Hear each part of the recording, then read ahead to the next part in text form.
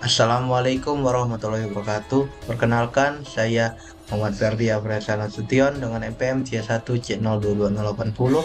Di sini saya akan menyampaikan materi terakhir atau materi ketiga dalam mengantar bisnis, yaitu materi informasi akuntansi. Di sini kita akan mulai dari pengantar akuntansi. Apa sih definisi akuntansi tersebut? Akuntansi itu adalah suatu sistem untuk mengumpulkan, menganalisis, dan menyajikan informasi keuangan tentang suatu entitas kepada para pengguna informasi. Tujuan dari akuntansi adalah menyediakan informasi yang relevan, andal, dan berguna bagi para pengguna dalam pengambilan keputusan ekonomi. Prinsip-prinsip akuntansi seperti prinsip kewajaran, konsistensi, pemisahan entitas, substansi ekonomi, dan prinsip materialitas digunakan sebagai panduan dalam penyusunan informasi keuangan.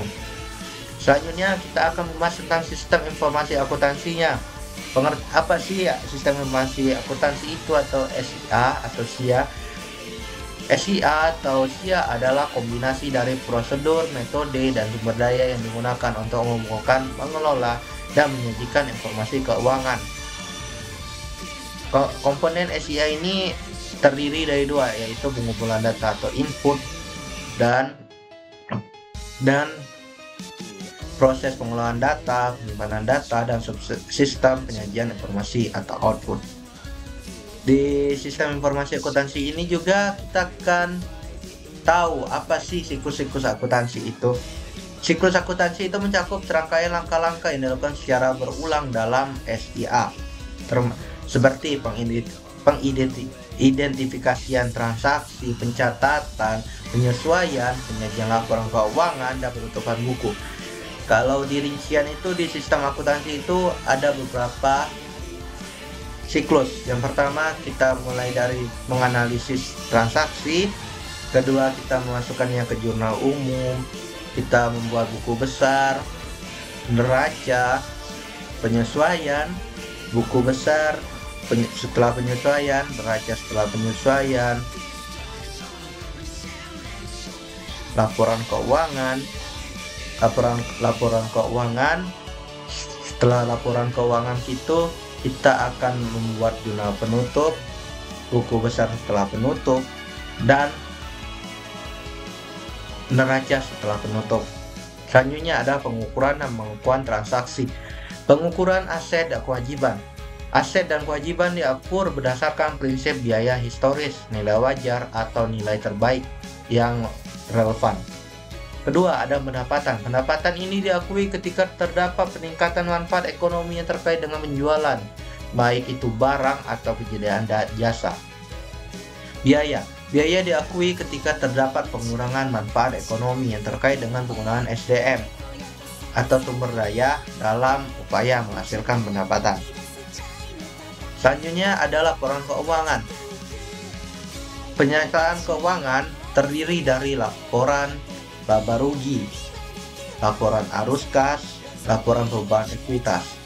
Kalau diurutkan itu laporan laba rugi, laporan perubahan ekuitas, laporan arus kas, dan laporan catatan atas laporan keuangan.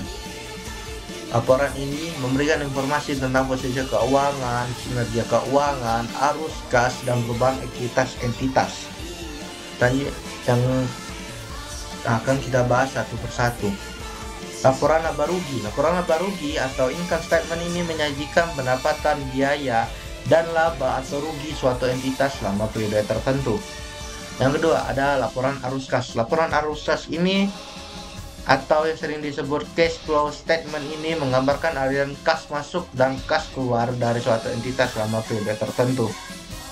Lalu ada laporan perubahan ekuitas. Laporan perubahan ekuitas atau statement of change in equity menunjukkan perubahan dalam ekuitas pemilik suatu entitas selama periode tertentu. Ada juga namanya catatan atas laporan keuangan. Ini berisi tentang apa saja pengeluaran dan pemasukan selama kita membuat laporan keuangan tersebut. Lalu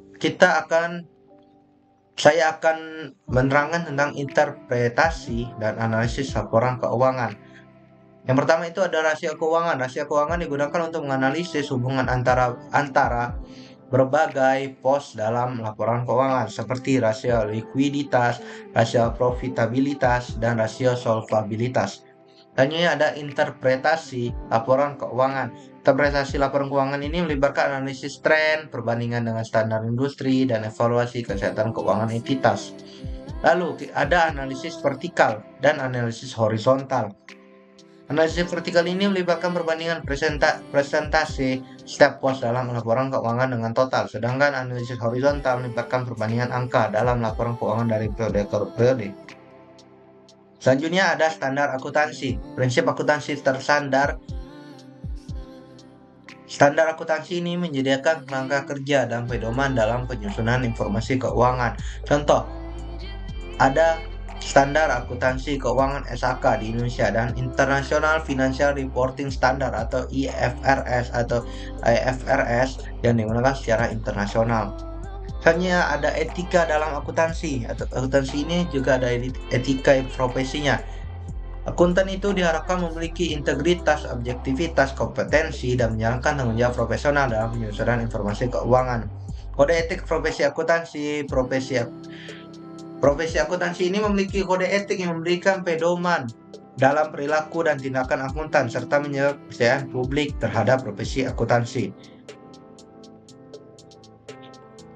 Memahami materi ini sebenarnya penting, guys.